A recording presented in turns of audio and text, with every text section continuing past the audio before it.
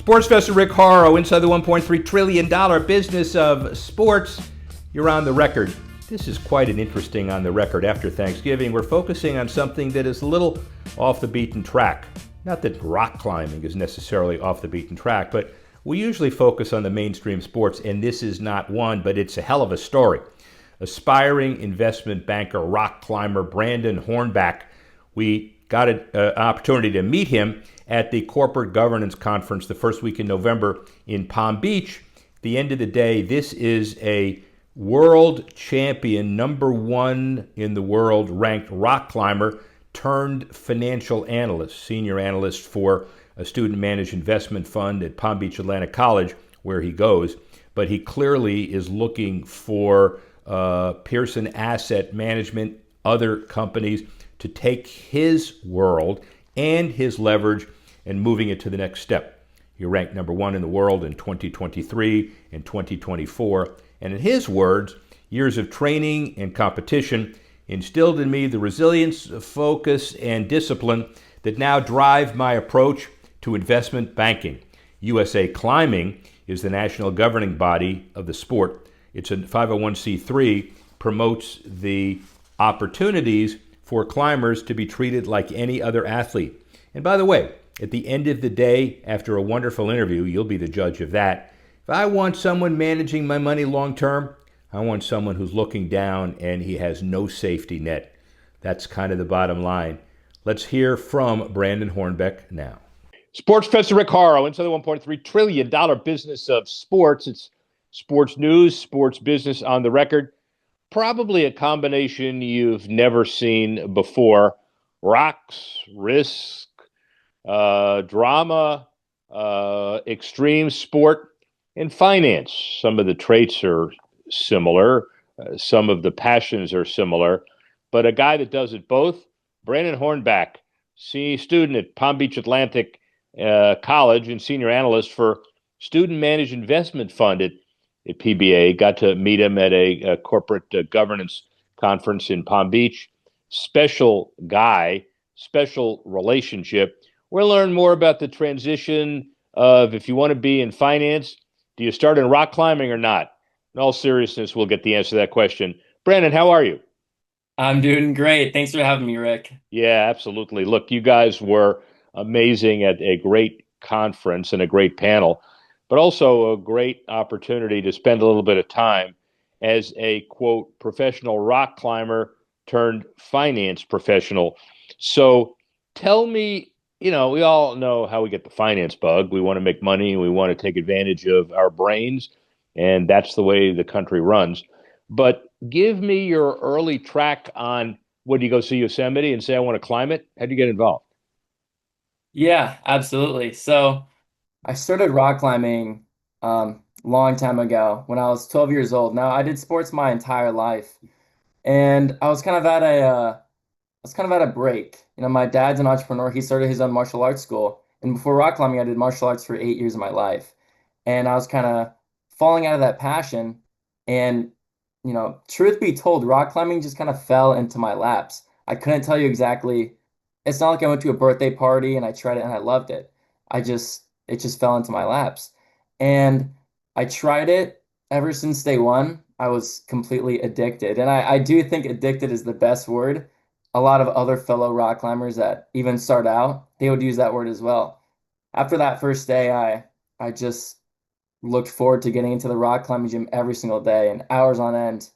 And then from there, when I was 12 years old, it blossomed into something incredible. I mean, experience that has so many other paths to it. I mean, you start indoors and then you just want to rock climb everything. So then you go outdoors. And coming from Florida, it was difficult because there's no rocks outside. But I mean, that rock climbing bug is, you just got to listen to it. So I traveled places all around the Southeast, and over this last summer, I made my way to Yosemite and got the chance to climb Half Dome, which was incredible. Got to be incredible, but we'll get to that in a minute. So you mentioned your dad. You said your dad's an entrepreneur, yeah, and then he starts a martial arts studio. What, 20 years ago, I understand? 22 years ago, yeah. Well, back when martial arts was great, but to start a school 22 years ago, that's pretty stout. So you've got this kind of wistful entrepreneurialism in your blood. Did your dad at 12 say, you might be a great rock climber. Maybe I'll, put a football in your left hand, or maybe we can teach you how to throw a curveball with a left hand or some a Yeah. knuckleball or slider. The hell are you doing with a sport like rock climbing for? Did he encourage you or discourage you?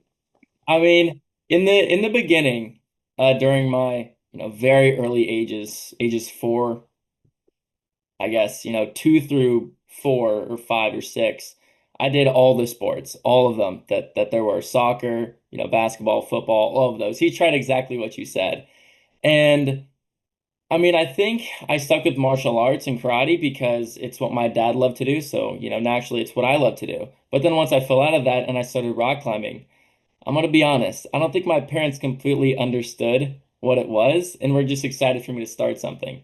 I mean, they had no idea that years later I would be, scaling cliffs thousands of feet up where, it's not the safest sport, to say the least. Well, to say the least. But at what point in your life did you look around and say, "Hey, I'm pretty good at this"? Hmm. I d during my time in the rock climbing community, I did a lot of things. I started obviously as a rock climber, a kid on a rock climbing team, but that blossomed into uh, what I was for years of my life. It's called a route setter. So a route setter is someone who actually builds the climbs. So I'm the one with a drill in my hand, drilling the plastic holds onto the wall, creating the movement behind what the climbers do, and understanding, how climbers actually get up a wall, body positions, all that. So it was much more than just rock climbing for me. And then that also blossomed into, obviously my whole professional career in rock climbing and competition. But I mean, I just learned so much from it that it was more than I could ever imagine. Pretty damn sophisticated, I think, probably. It's not just, drilling a hole so you can stick your left foot in this here because it looks pretty good. Tell Yeah, me about the business. The USA Climbing Organization, the national governing body, if you have an Olympic sport, and we'll get into that in a minute, you got to have television, you got to have some membership, you got to have a tour, you got to have some endemic sponsors, and you got to have some sponsors that are turned on by the nature of why people even want to watch. So, tell me a little bit about the business of rock climbing and USA Climbing's role in it. yeah, absolutely. So USA Climbing, I mean, like you said, is the sole governing body for all of not only the youth athletics of rock climbing, but also collegiate and obviously adult. That is the pipeline into the Olympics. And I mean, honestly, it's been an uphill battle just gaining traction. I mean, recently the rock climbing has been in the Olympics, and that's been a huge catalyst for its popularity. But taking the indoor aspect, which is mostly the competition aspect, and then the outdoor aspect, which is obviously just climbing on real rocks, the real rocks one is much more. I mean, it's obviously much more like death defying. It's much more gripping to the eye, and it's like, whoa, this person climbed thousands of feet up. Like that's incredible. And it's much easier to gain traction that way versus the competition professional aspect of indoors. So it's finding that balance of kind of transferring the viewers from the outdoor aspect into the, watching it in the Olympics on your TV. Can you contemplate it? Sure, you can. Explain to those who are very interested in this, hopefully, we're picking up interest as each answer, what the television component of this sport would look like, should look like, might look like. Yeah, for sure. So there's three disciplines in rock climbing. There's speed climbing, which is the one that, everybody thinks of at first. It's who can get to the top the fastest. But they're climbing the same thing over and over again, and it's a set amount of meters. So it's the same climb, it's the same holds and the same positioning and the same distance over and over again. And it's who can do it the fastest. But what most climbers are drawn to, and what I personally love a lot more, is the bouldering and the sport climbing. Now, bouldering is only going to be about 20 feet up, and you're not tied into anything. And then sport climbing is going to be about 60 feet, and you're climbing a rope that you're, following as you go up. You're tying in as you climb up. And those two are very different in the way that the route changes every single time. You're never climbing the same thing over again. So it's very stimulating not only to the climber, but also to the viewer because they're never watching the same thing over again. It's always something new. And there can be we call it flashy movement, where there's lots of jumps and, maybe spins or they're facing the crowd. And that's how we, develop a base of viewers. It's much different than just holding out to something very small because the viewer isn't going to understand that it's difficult to hold, your body weight off of 10 millimeters. It's much cooler if you do a huge jump and then some coordination move. So it's kind of appealing to the viewer to gain that traction as a sport. What is the LA Olympic rock climbing going to look like? Is it indoor? Is it outdoor? Where's it what's the venue? Well, truth be told, as I've entered my whole professional career, I haven't been as attentive to that part of it, but it's gonna be on artificial wall. So there will be route setters that craft these routes for the climbers, and the format can change, but the main premise of it is it's gonna be difficulty based. So the winner is gonna be able to climb the highest. So it's gonna be progressively harder as you go up. Interesting. And how did you become number one in the world? Were you just the right body mass? Were you more athletic? Were you brighter? Were you stupider because you didn't want to assess the risk the way normal human beings would? I mean, tell me how you succeeded. Yeah, so there's a couple aspects to it. And the first aspect being there's obvious physiological advantages. I mean, it's going to be easier if you have, tighter, more dense muscle mass. It's going to be more difficult if you're a really, really big person. Um, Ideally, more slim and lengthy. I mean, it's going to be easier if you have long arms. So there's aspects like that where I'm tall, lengthy. I literally have we call it a positive ape index. So basically my wingspan is longer than how tall I am.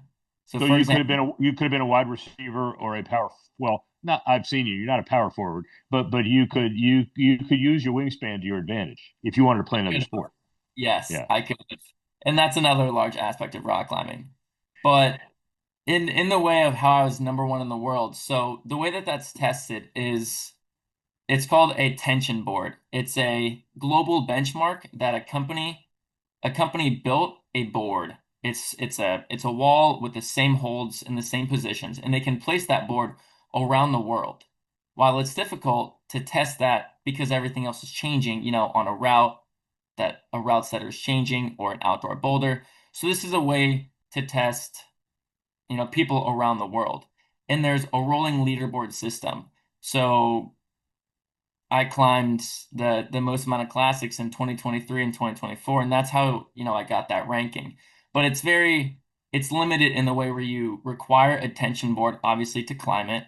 While there are them around the world, not every single climber has access to the tension board. But that's So yeah, I get it, and you were very successful at it clearly. And now we'll talk about your transition in a few minutes. But as far as that sport, the NGBs are the ones usually that will take a niche sport from relative obscurity to regular success, some better than others. The NGB, is it supposed to? Does it find general sponsors? Does the sport have a TV contract? Give us the idea of the metrics as it relates to other niche or even mainstream sports. hmm, that's a good question. And I mean, truthfully, I would say that the rock climbing industry is lagging behind a Yeah, lot of in the way where it's not as professional. And I think you could take that just like the skating or the surfing community. When you right. think of a skater or a surfer, I mean, you can fill in the lines and you can bunch in climbers with them. And because those are the people that are rock climbing, they're the ones that you're viewing. There's not much of a press to make it mainstream or to, show the world what rock climbing is. It is interesting because skating, world figure skating governing bodies 30 years ago, that was the highest grossing Winter Olympic sport by far. Mm. Still there, but and surfing, the World Surfing Championships, and all, you can look at their new business models. I'm assuming that just like any other niche sport, with streaming and other media opportunities, it will have its day in the sun, so to speak. Yeah. Yeah.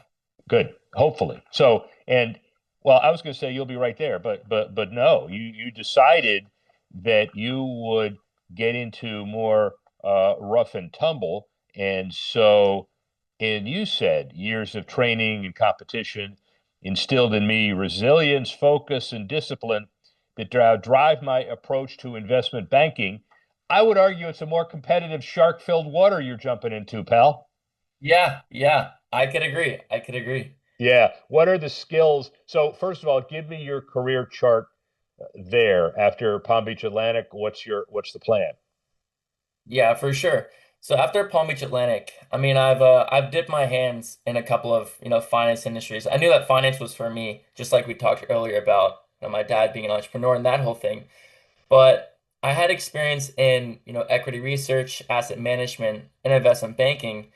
And investment banking, it grabbed me a lot more than other industries. And truthfully, during my transition, from my climbing career, it was really difficult. I mean, leaving something that you love that much and you spent so many years of your life doing, it's a really hard thing to to to be at peace with and realize that you're actually leaving that.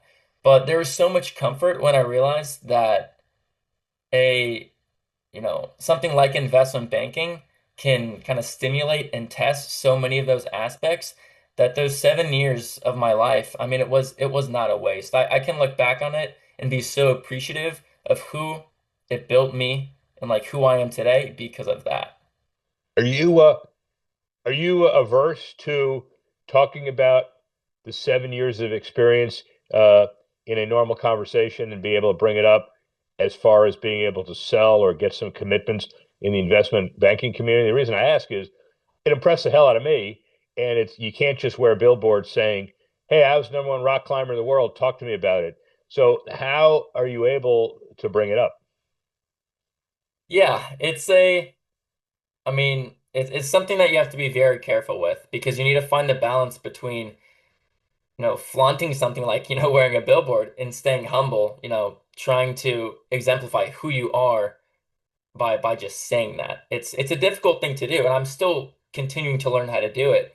But it's been easier to talk about because it's who I am and it's built that experience has built who I am today. So it's as simple as talking about your experiences, before college and telling them why you are the way you are today.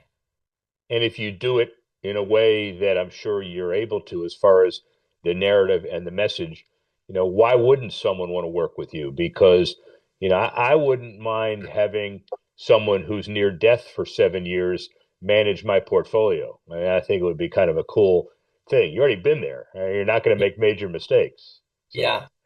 yeah, interesting. So what's the future? Well, first of all, let's just talk about the sport and round it out.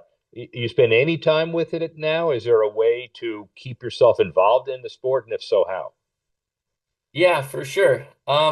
Recently over this last, I had a small fall break for school, and it went back to the climbing Wait, wait, community. wait. Fall and break are two words that most people use in a different context. So you had a break during the fall where you did rock climb or you didn't rock climb?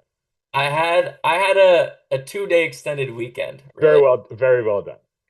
Very well done. Yeah.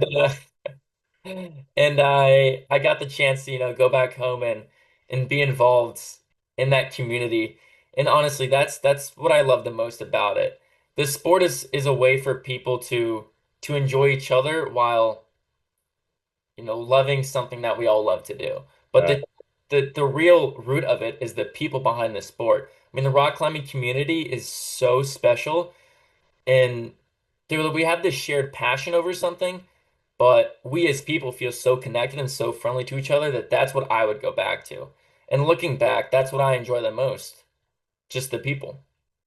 think of the opportunities as the only human on earth who is an actual investment banker and the number one rock climber in the world, you may be able, if anybody could identify the opportunity to generate investment in that sport, it's probably going to be you. Have you thought about that? You know, I have thought about that. That thought has crossed my mind. And it's truthfully it's been overridden by the path that I'm on right now. I mean, that's something that I have to think about in the future because I'll always have this passion for the rock climbing industry and for the people, but I have a lot more on my plate that's more pressing, and it's most important to prioritize what you want to do. And that's Yeah, what. I think you know what every motivated human being says that, but very few have the priority opportunities that you have had, and you got to marvel and get excited about how you kind of deploy your very early stages of your life. What does Brandon Hornback do? Where is he in 10 years? Well, 10 years from now, I uh I want to be back in the Palm Beach area. And that's after I mean, where my career will take me. Now, as of now, my priorities are obviously recruiting for investment banking. That's where all of my energy is put, and that's what I love to do. I love the whole process behind it. And 10 years from now, I mean, 10 years is a long time, but my investment banking career down the line, I don't know where that'll go. All I know is that I can, foundationally and firmly say that I enjoy, the mergers and acquisitions part and the investment banking, the work itself. I genuinely enjoy it, and it's very different. I mean, I think I can confidently say this that having an idea of it and even doing it in internships is vastly different than doing the work while you're in the seat.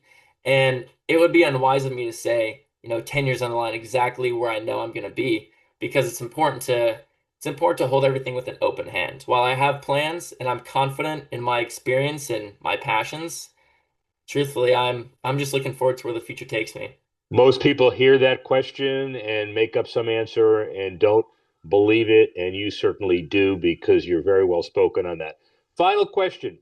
What is harder, climbing Half Dome or facing a deadline of closing a very important deal 24 hours from now and you realize you probably don't have it done yet? Hmm. Well, speaking from experience, climbing Half Dome, I can I can find that peace of mind, when you're thousands of feet up and you know that if your foot slips or you lose no vision of what you're doing, then I mean, as bluntly as you can say it, as soon as my foot slips, then I could die. It's finding Yeah. that place in your mind where you're confident in yourself and you're at peace and you know your abilities, and I mean you have to know yourself so well and have so much confidence in your ability that that peace of mind is surpassing everything else. Ladies So, and yeah, go ahead. Sorry. I mean, to answer your question, I would I would say the latter. And that's just because I can find that peace of mind while I'm climbing Half Dome. Well, I will tell you this, ladies and gentlemen, too. Brandon Hornback is a force to be reckoned with over the next 2 years. Met him, wonderful guy, wonderful conversation. Really wish you luck in the future. You don't need it, but you're going to be doing great things in years to come.